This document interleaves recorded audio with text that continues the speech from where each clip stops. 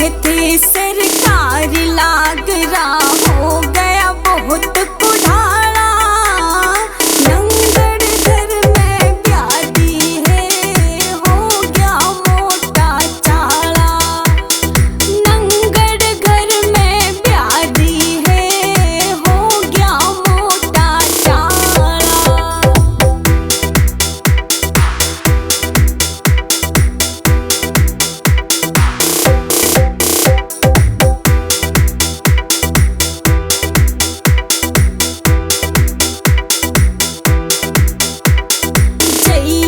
नासिब चोले का घर का कीमत जिसने मारी।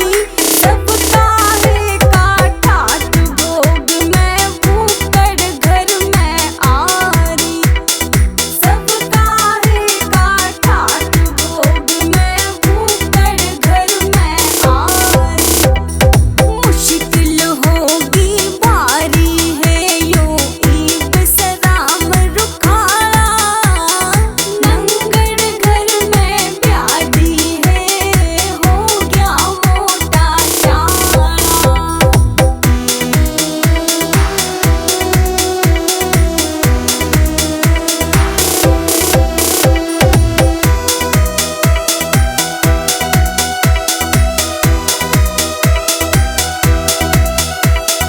काम करे ना दाम करे घर में पड़ रहे सठाली।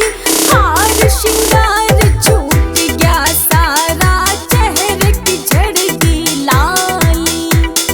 हार श्रृंगार छूट गया सारा चेहरे की झड़गी लाली।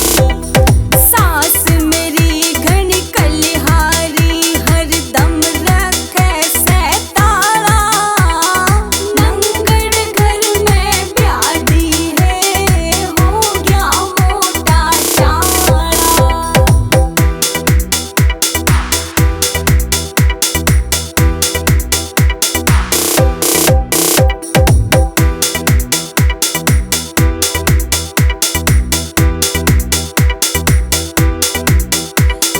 सास ननद जेठानी दो रानी सबकी एक